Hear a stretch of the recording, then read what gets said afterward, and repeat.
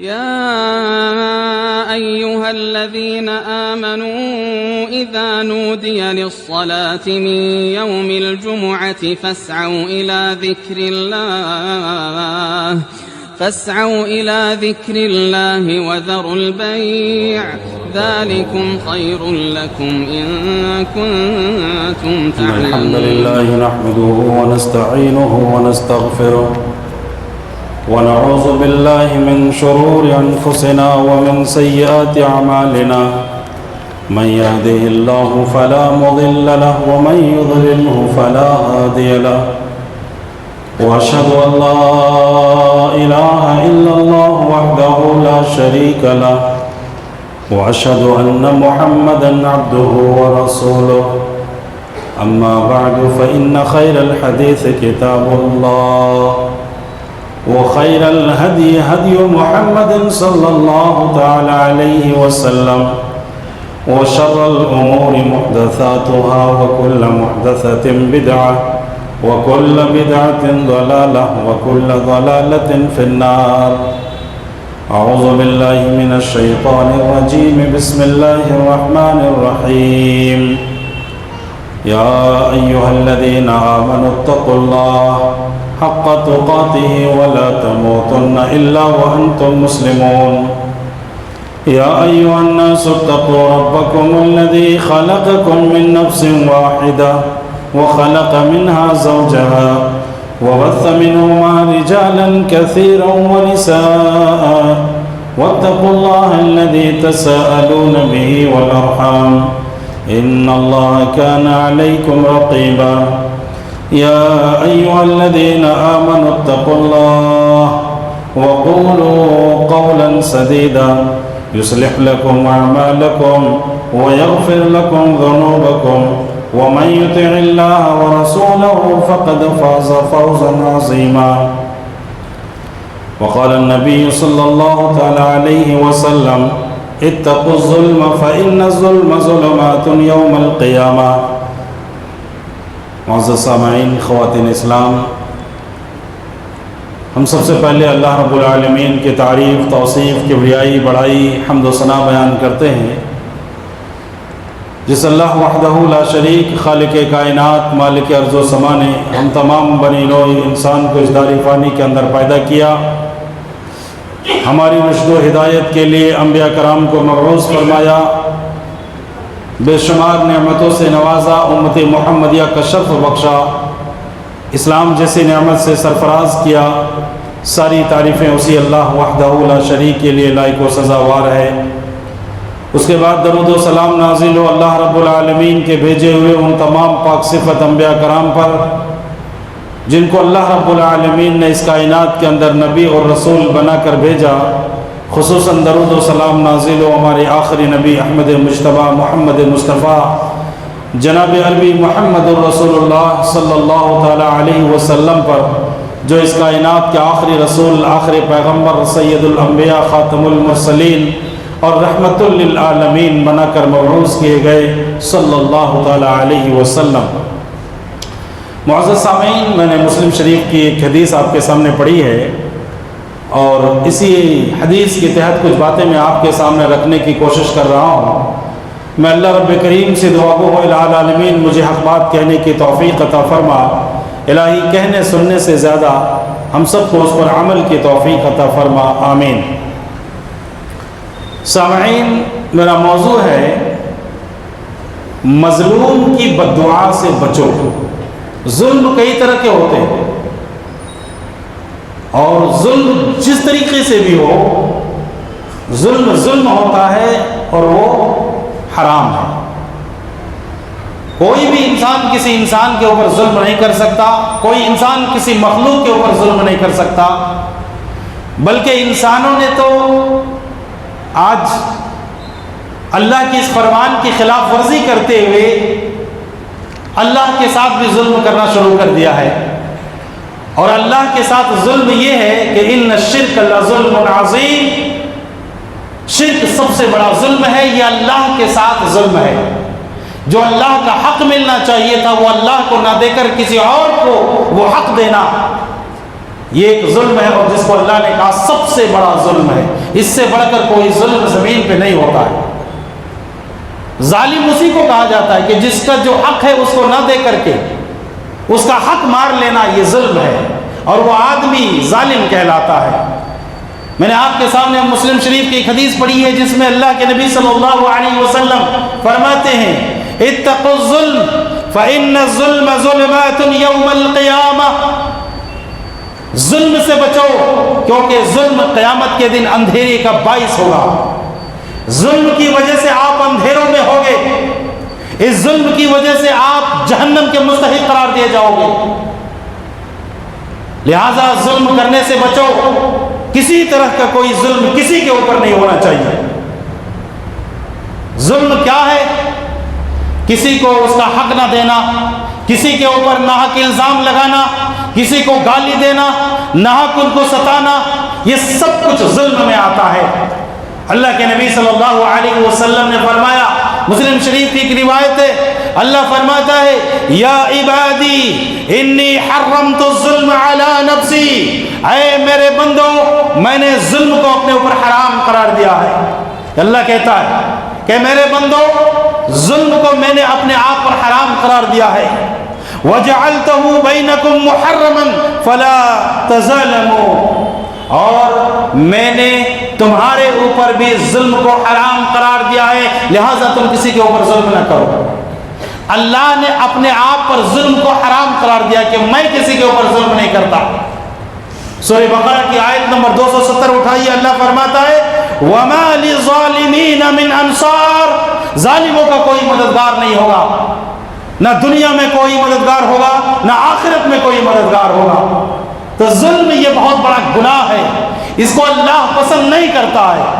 اللہ اپنے ذات کے اوپر بھی ظلم کو حرام کر دیا ہے، اللہ نے اپنے بندوں کے اوپر ظلم کرنے کو حرام قرار دیا ہے کہ کوئی کسی کے اوپر ظلم نہ کرے، اور اگر ظلم کرو گے تو قیامت کے دن اندھیرے کا باعث ہوگا، تمہیں اس ظلم کی وجہ سے جہنم میں جانا پڑے گا، اس ظلم کی وجہ سے تمہاری نیکیاں برباد کر دی جائیں گی، تمہاری نیکیوں کو اللہ کے ان بندوں میں تقسیم کر دی جائیں گی جن کے ساتھ تم نے ظلم کیا ہے۔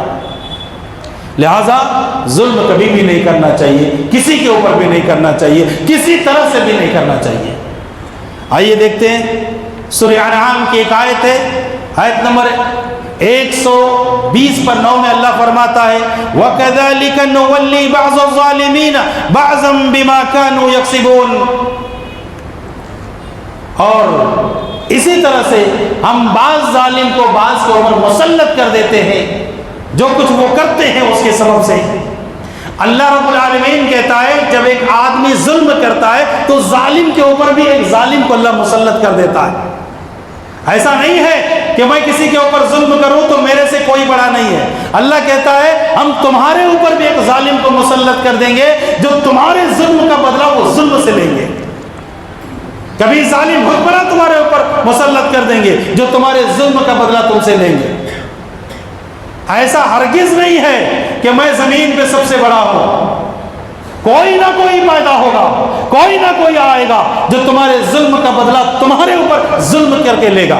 اسی کو اللہ تعالیٰ فرماتا ہے وَكَذَلِكَ نُوَلِّي بَعْضَ الظَّالِمِينَ بَعْضًا بِمَا كَانُوا يَكْسِبُونَ، ہم بعض کو بعض کے اوپر ظلم کی وجہ سے مسلط کر دیتے، ایک ظالم کے اوپر ایک ظالم کو ہم مسلط کر دیتے، اس کے کمائی کی وجہ سے، ان کے کرتوت کی وجہ سے، ان کی حرکتوں کی وجہ سے، ان کے اعمال ان کے افعال کی وجہ سے۔ لہذا ظلم کو کسی بھی طریقے سے اللہ تعالیٰ نے جائز نہیں کیا ہے۔ سعید بن زبیر کے بارے میں آتا ہے کہ ظلم کیا چیز ہے، ذرا دیکھیے گا۔ سعید بن زبیر کے بارے میں آتا ہے کہ عروہ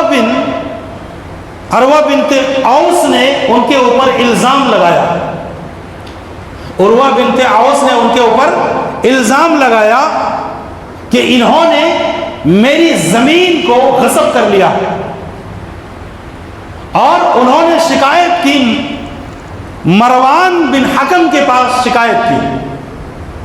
سعید بن زبیر کو بلایا گیا اور مروان بن حکم نے پوچھا کہ کہ آپ کے اوپر اس عورت نے الزام لگایا ہے کہ آپ نے ان کی زمین کو ناحق غصب کر لیا. تو انہوں نے کہا کہ میں اس کی زمین کیسے غصب کر سکتا ہوں, کیسے میں لے سکتا ہوں, جبکہ میں نے اللہ کے نبی سے یہ بات سن رکھی ہے کہ جس انسان نے کسی انسان کی زمین کو ناحق ایک بالشت بھی اگر لے لیا ہو تو اللہ قیامت کے دن اس کے گلے میں 7 زمین کا طوق پہنا دے گا, 7 زمین کا طوق اس کے گلے میں اللہ ڈال دے گا. یہ حدیث میں نے اللہ کے نبی سے سنی ہے, یہ بات اللہ کے نبی سے میں نے سنی ہے, اور یہ سننے کے بعد میں کسی کی زمین غصب کر لوں, یہ نہیں ہو سکتا. مروان بن حکم نے کہا مجھے اس کے بعد کوئی اور ثبوت نہیں چاہیے. آپ نے کہہ دیا کہ میں نے اللہ کے نبی سے یہ حدیث سنی ہے, میں مان لیتا ہوں آپ ایسا نہیں کر سکتے, لیکن انہوں نے اس عورت کے لیے بد دعا کر دی. ظلم کس کو کہتے ہیں؟ ناحق ان کے اوپر الزام لگا. ایک اچھے انسان کے اوپر, ایک متقی پرہیزگار انسان کے اوپر الزام لگا کہ انہوں نے میری زمین کو غصب کر لیا ہے. انہوں نے اللہ تعالیٰ سے دعا کر دی, الہ العالمین اس عورت کو تو اندھی کر دے جس نے میرے اوپر الزام لگایا ہے, اور اس عورت کو وہ اب اس کو اسی کی زمین میں وفات دے دے. حدیث کے راوی کہتے ہیں, متفق علیہ روایت ہے, حدیث کے راوی کہتے ہیں کہ میں نے دیکھا کہ وہ عورت اندھی ہو گئی کیونکہ سعید بن زبیر کی بد دعا لگ گئی ان کو. وہ عورت اندھی ہوتی ہے اور اپنی ہی زمین پہ وہ چل رہی تھی, ٹھوکر لگتی ہے اور گڑھے میں گر کر کے وہیں پہ مر جاتی ہے, اپنی ہی زمین پہ گر کر کے مر جاتی ہے. اور ایک روایت میں ہے کہ کنواں تھا جہاں پہ وہ چل رہی تھی اپنی زمین پہ, ٹھوکر لگتی ہے اور وہ کنویں میں گر کر کے مر جاتی ہے, اور وہی کنواں اس کے لیے قبر بن جاتا ہے. تو پتہ کیا چلا کہ مظلوم کی آہ اور اللہ کے درمیان کوئی پردہ نہیں ہے. جب مظلوم کی آہ نکلتی ہے, جب وہ دعا کرتا ہے, جب وہ اللہ سے پکارتا ہے, اللہ کو یاد کرتا ہے, تو ظالم کی بربادی طے ہو جاتی ہے. اللہ اس ظالم کو برباد کر کے رکھ دیتا ہے. تو کبھی بھی مظلوم کی بد دعا نہیں لینی چاہیے, کیونکہ اللہ کے نبی نے فرمایا کہ مظلوم کی بد دعا اور اللہ کے درمیان کوئی پردہ نہیں ہے. اگر وہ کافر بھی ہو مظلوم, اور وہ اپنے رب کو پکار لے, اللہ اس کافر کی بھی بد دعا کو قبول کر لیتا ہے اور اسے ہلاک و برباد کر کے رکھ دیتا ہے. لہٰذا کبھی بھی کسی کی بھی بد دعا مت لیجیے, کبھی بھی کسی کی آہ مت لیجیے. کوئی انسان کسی کی بد دعا لے کر کے دنیا میں کبھی خوش نہیں رہ سکتا. تو سعید بن زبیر نے اس عورت کے لیے بد دعا کی, اور وہ اندھی بھی ہوئی اور اپنی ہی زمین میں ٹھوکر لگ کر کے گر کے مر بھی گئی. ابو داؤد کی روایت ہے, اللہ کے نبی صلی اللہ علیہ وسلم نے فرمایا, جو میں نے آپ کے سامنے حدیث پڑھی, اتقی دعوت المظلوم لیس بینہا وبین اللہ حجاب. مظلوم کی بد دعا سے بچو, کیونکہ اس کے اور اللہ کے درمیان کوئی پردہ نہیں ہے, کوئی پردہ نہیں. ادھر زبان سے آہ نکلتی ہے, ادھر عرش الہی تک وہ دعا پہنچتی ہے, اور اللہ رب العالمین اس کی بد دعا کو قبول کر لیتا ہے. بد دعا کئی طرح کی, اسی لیے اللہ کے نبی نے فرمایا کوئی والدین اپنی اولاد کے لیے بد دعا نہ کرے, اللہ اس کی بھی بد دعا قبول کر لیتا ہے. ایک گھڑی ایسی ہوتی ہے کہ اگر انسان اس گھڑی میں بد دعا کر دے تو اللہ اس بد دعا کو ضرور قبول کر لیتا ہے. کبھی انسان اپنے آپ پر بد دعا کرنے لگتا ہے, کبھی اپنی اولاد پر بد دعا کرنے لگتا ہے, کبھی اپنے مال و دولت پر بد دعا کرنے لگتا ہے. میرے نبی نے کہا کبھی بھی بد دعا مت کیا کرو, بد دعا مت کیا کرو, بلکہ دعائیں دیا کرو, دعا مانگا کرو. سب سے پہلے زمین پہ حضرت نوح علیہ السلام نے اپنی قوم کے لیے بد دعا کی تھی. نوح علیہ السلام جن کو اللہ رب العالمین نے نبی بنا کر کے بھیجا, 950 سال تبلیغ کی. ذرا سوچئے گا, 1-2 دن نہیں, 1-2 سال نہیں, 950 سال تک وہ اللہ کی دین کی طرف لوگوں کو بلاتے رہے, لوگوں کو توحید کی طرف دعوت دیتے رہے. 950 سال کا عرصہ گزر گیا, لیکن چند لوگوں کے علاوہ کسی نے آپ کی دعوت کو قبول نہیں کیا. یہاں تک کہ اللہ تعالیٰ نے آپ کو یہ بتا دیا کہ اے نوح علیہ السلام, اب آپ کی امت میں ایک آدمی بھی ایمان قبول کرنے والا نہیں۔ جب نوح علیہ السلام کو یہ بات معلوم ہوتی ہے، ان کو یقین ہو جاتا ہے کہ ایک آدمی بھی ایمان قبول کرنے والا نہیں ہے، تو اللہ رب العالمین سے وہ بد دعا کر دیتے ہیں، اللہ تبارک و تعالی سے دعا کر دیتے ہیں اور کہتے ہیں وَقَالَ نُوحٌ رَبِّ لَا تَذَرْ عَلَى الْأَرْضِ مِنَ الْكَافِرِينَ دَيَّارًا إِنَّكَ إِن تَذَرْهُمْ يُضِلُّوا عِبَادَكَ وَلَا يَلِدُوا إِلَّا فَاجِرًا كَفَّارًا۔ سورہ نوح کی آیت نمبر 27 ہے۔ اللہ تبارک و تعالی نے کہا اے میرے رب تو زمین پہ کسی بھی کافر کو زندہ نہ چھوڑ۔ بد دعا کرتے ہیں کیونکہ ان کو امید ہو چکی تھی، ان کو یہ معلوم ہو چکا تھا کہ اب یہ لوگ ایمان لانے والے نہیں ہیں، تو انہوں نے اللہ کو پکار لیا، کہا وَقَالَ نُوحٌ رَبِّ لَا تَذَرْ عَلَى الْأَرْضِ مِنَ الْكَافِرِينَ دَيَّارًا إِنَّكَ إِن تَذَرْهُمْ، اگر تو نے ان کو چھوڑ دیا، اگر یہ زمین پہ چلیں گے پھریں گے تو یہ تیرے بندوں کو بھی گمراہ کریں گے، اور یہ ان کی جو نسلیں آئیں گی، یہ جو اولاد پیدا کریں گی وہ بھی کافر ہوں گے، لہٰذا اللہ تو کسی بھی کافر کو زندہ مت چھوڑ۔ اللہ تعالیٰ نے آپ کی دعا قبول کر لی اور اللہ نے عذاب کو بھیج دیا۔ لیکن ایک بات یاد رکھیے، اس کا مطلب یہ نہیں ہوتا ہے کہ میں نے دعا مانگی، اللہ نے قبول کیا اور اسی وقت اس کو ہلاک کر دے۔ دعا قبول اسی وقت ہو جاتی ہے، لیکن اللہ تعالیٰ کب سزا دے گا یہ اللہ کے اختیار میں ہے۔ ٹائم لگ سکتا ہے، اللہ لے سکتا ہے وقت، اللہ چاہے تو اس کو اسی وقت ہلاک کر دے، چاہے تو اسے 2-4 سال کی مہلت دے دے، 8-10 سال کی مہلت مل جائے، لیکن اللہ تعالیٰ اسے برباد کر کے رکھے گا۔ تو زمین پہ کبھی بھی کسی کی بد دعا نہیں لینی چاہیے۔ اور نوح علیہ السلام نے اپنی قوم کے لیے جب بد دعا کر دی تو اللہ تعالیٰ نے ان کی قوم کو برباد کر کے رکھ دیا، سیلاب لا دیا، آسمان سے بھی بارش، زمین سے بھی پانی، پوری زمین کو، ان کی پوری آبادی کو اللہ تعالیٰ نے غرق کر کے رکھ دیا، کسی کو نہیں چھوڑا۔ صرف اتنے ہی لوگ بچے تھے جن لوگوں کو اللہ تعالیٰ نے حکم دیا تھا کہ ان کو آپ کشتی میں سوار کر لیجئے۔ لیکن ایک بات یاد رکھیے، نوح علیہ السلام نے جہاں کافروں کے لیے بد دعا کی تھی وہاں مومنوں کے لیے انہوں نے دعا بھی کی تھی، اللہ تعالیٰ تو مومنوں کی حفاظت فرما رہے ہیں، تو مومنوں کے حق میں دعا کرنی چاہیے۔ تھوڑی تھوڑی سی آہوزاری کی بنیاد پر، تھوڑی سی تکلیف کی بنیاد پر کسی کے لیے بد دعا نہیں کرنی چاہیے۔ بد دعا بہت خراب چیز ہے۔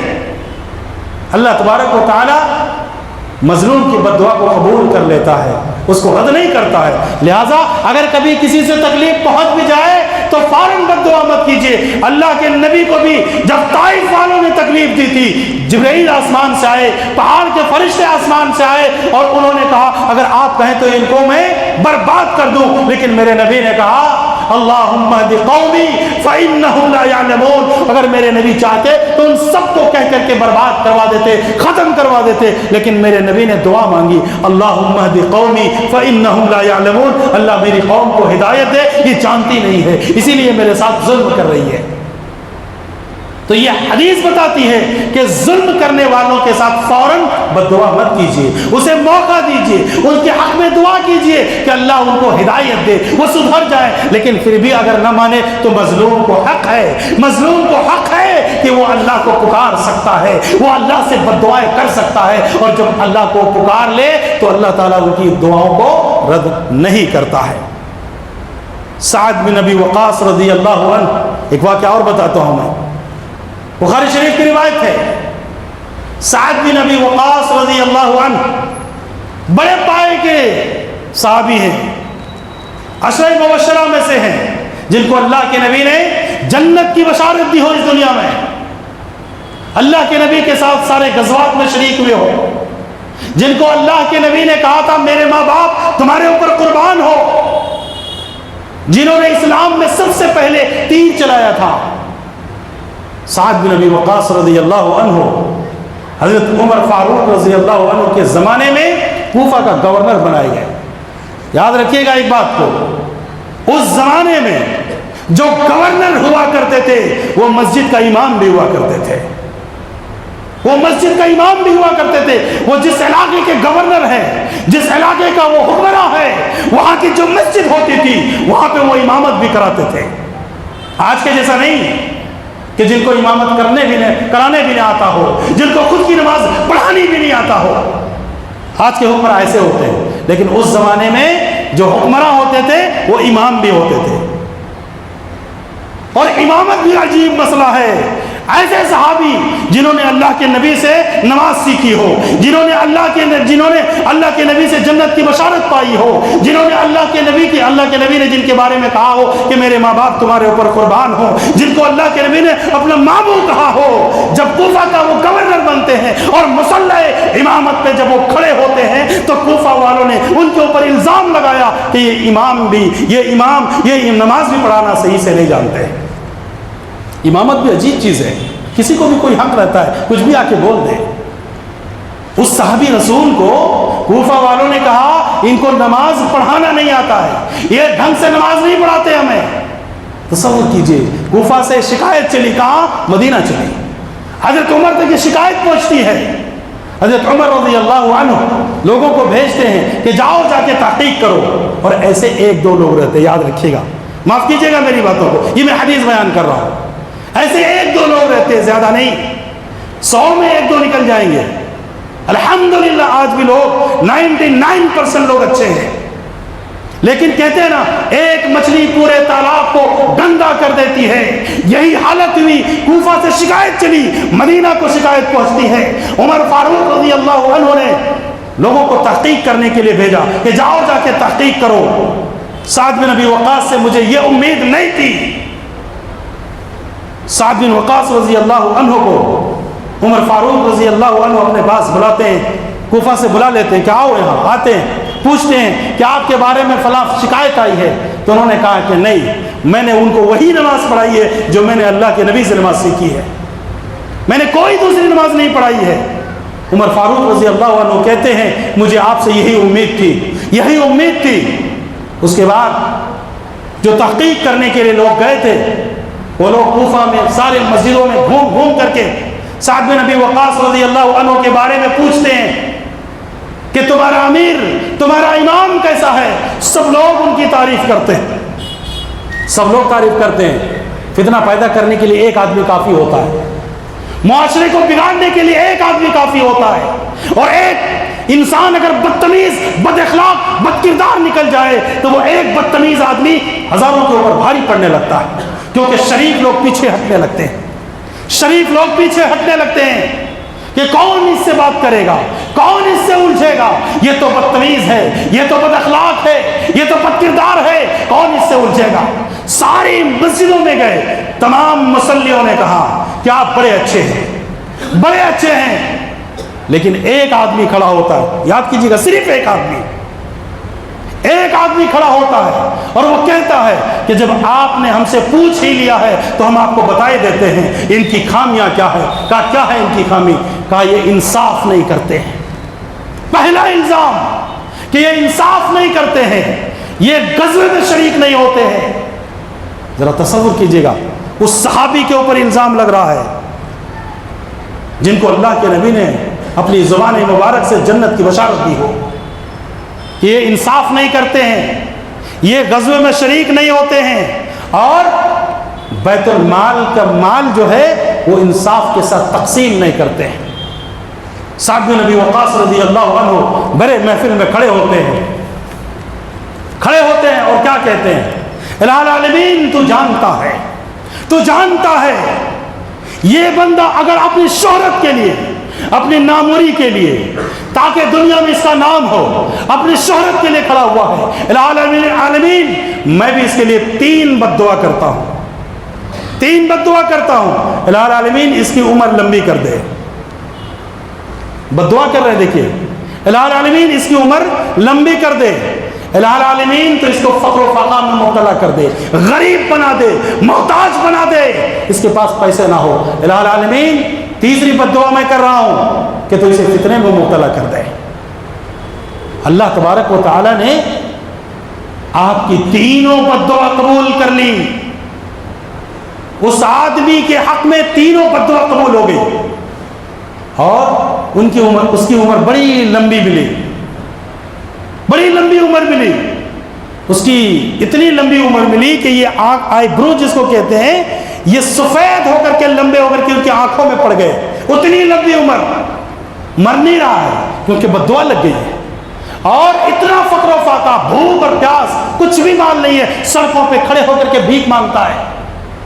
اور تیسری بد دعا, اس عمر میں بھی وہ لڑکیوں کو چھیڑتا تھا, راستے سے گزرنے والی عورتوں کے ساتھ وہ بدتمیزی کرتا. اور جب اس کو کوئی بولتا کہ اس عمر میں بھی تمہاری یہ حرکت, تو وہ کہتے ہیں میں کیا کروں, سعد بن ابی وقاص رضی اللہ عنہ کی بد دعا مجھے لگ گئی ہے, میں مر بھی نہیں رہا ہوں, میں فقر و فاقہ میں بھی ہوں, اور یہ بدتمیزی جو میں کر رہا ہوں میں ان کی بد دعا کی وجہ سے کر رہا ہوں. تو کبھی کسی کی بد دعا نہیں لینی چاہیے. ایسے لوگ مل جاتے ہیں جو مفت میں لوگوں سے دشمنیاں مول لیتے ہیں. کوئی نہ لینے کا رہتا ہے نہ دینے کا رہتا ہے, کچھ نہیں. اس کی شکل سے بھی ان کو نفرت ہونے لگتی ہے, ان کی عادتوں سے ان کی نفرت ہونے لگتی ہے, ان کے چلنے پھرنے سے ان کی نفرتیں ہونے لگتی ہیں. لہٰذا کسی کی بد دعا مت لیا کیجیے, کیونکہ بد دعا انسان کو غارت کر کے رکھ دیتا ہے. اللہ کے نبی صلی اللہ علیہ وسلم نے بھی ایک مرتبہ بد دعا کی. آپ صلی اللہ علیہ وسلم مکہ میں نماز پڑھ رہے تھے, اسی درمیان ابو جہل کہتا ہے کہ کون ہے جو فلانے قبیلے میں ایک اونٹ کو ذبح کیا گیا ہے, اس کی اوجڑی پڑی ہوئی ہے, کون ہے جو اس کو لے کر کے آئے, اور اللہ کے نبی جب سجدے میں جائے تو آپ کی پیٹھ کے اوپر وہ اوجڑی رکھ دے. ایک آدمی اٹھتا ہے, عقبہ بن ابی معیط, یہ بدبخت اٹھتا ہے اور جا کر کے چند آدمیوں کو پکڑ کر کے لے کر کے آتا ہے, اور وہ اونٹ کی اوجڑی لے کر کے انتظار میں رہتا ہے. جیسے اللہ کے نبی سجدے میں جاتے ہیں, وہ اونٹ کی اوجڑی آپ کی پیٹھ میں لا کر کے رکھ دیتا ہے. آپ سجدے سے اٹھ نہیں پا رہے ہیں, اس کو ہٹا نہیں پا رہے ہیں, اور یہ بدتمیز لوگ کنارے کھڑے ہو کر کے آپ صلی اللہ علیہ وسلم کا مذاق اڑا رہے ہیں, استہزاء کر رہے ہیں, ہنس رہے ہیں, ایک دوسرے کے اوپر ہنستے ہوئے گر رہے ہیں. حضرت فاطمہ رضی اللہ عنہ کو اطلاع ملی, آپ بھاگے ہوئے آئے, حضرت ابو بکر رضی اللہ عنہ آئے, آپ کی پیٹھ سے اوجڑی ہٹائی گئی. اللہ کے نبی سجدے سے اٹھے, اپنے ہاتھ کو اٹھایا, جس رب نے آپ کو رحمت للعالمین بنا کر بھیجا تھا, جس رب العالمین نے آپ کو اختیار دیا تھا طائف میں, تب بھی آپ نے کہا تھا اللہم اہد قومی فانہم لا یعلمون. لیکن ان بدبختوں کی حرکتوں کو جب اللہ کے نبی نے دیکھا, اپنے ہاتھ کو بلند کیا, اور اللہ کے نبی نے نام لے لے کر کے کہا کہ العالمین ابو جہل کو غارت کر دے, عقبہ بن ابی معیط کو برباد کر دے. 7 لوگوں کا نام اللہ کے نبی نے لیا.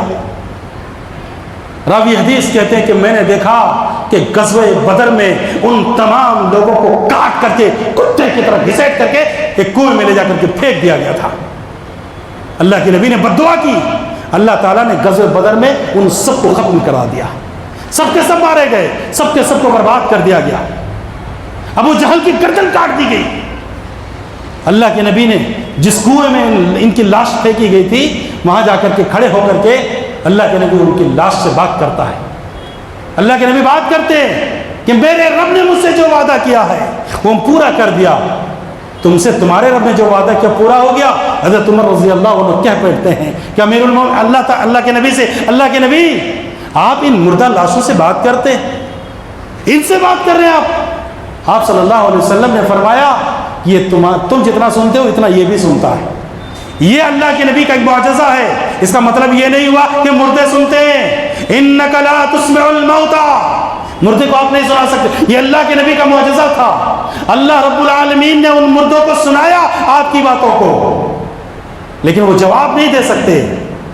تو کیا پتا چلا کہ بد دعا کبھی, مظلوم کی بد دعا کبھی رد نہیں کی جاتی ہے. لہٰذا کبھی بھی کسی کے اوپر ظلم مت کیجیے.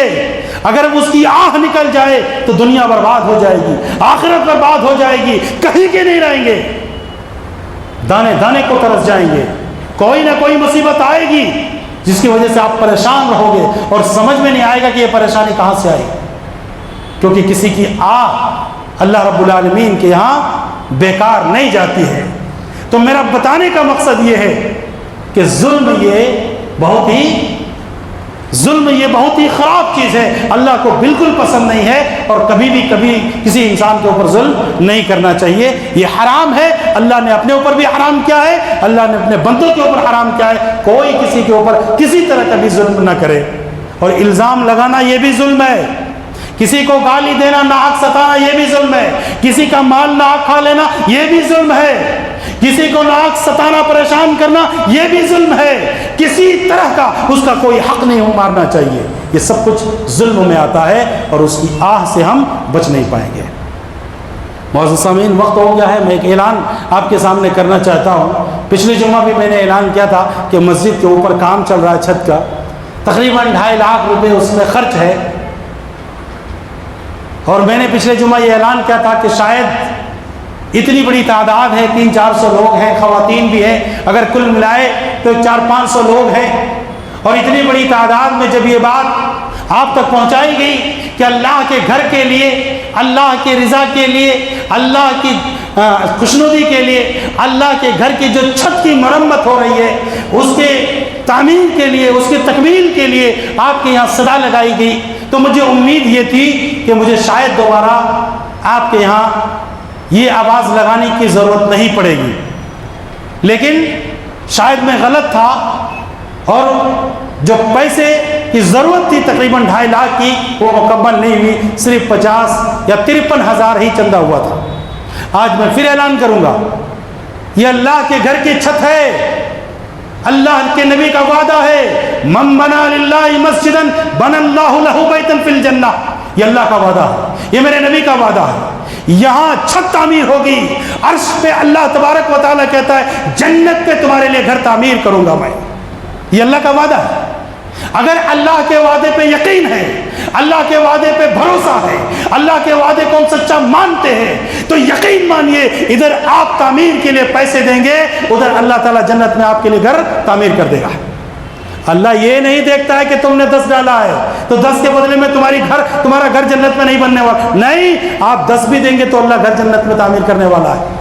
لہٰذا میری گزارش ہوگی کہ آج اتنا ضرور تعاون کرتے ہوئے جائیں. خواتین سے بھی میں کہوں گا کہ آئندہ مجھے اعلان کرنے کی ضرورت نہ پڑے. اس یقین اور اس امید کے ساتھ میں گزارش کروں گا کہ اللہ رب العالمین کے گھر کا جو کام باقی ہے وہ مکمل ہو جائے. اللہ تعالی ہم سب کو اللہ کی راہ میں دینے کی توفیق عطا فرمائے. اللہ العالمین ہماری عبادتوں کو قبول فرمائے. اللہ العالمین جب تک دنیا میں زندہ رکھ، ایمان و اسلام پہ زندہ رکھ. جب خاتمہ فرما، ایمان بالخیر خاتمہ فرما. وآخر دعوانا ان الحمد للہ رب العالمین.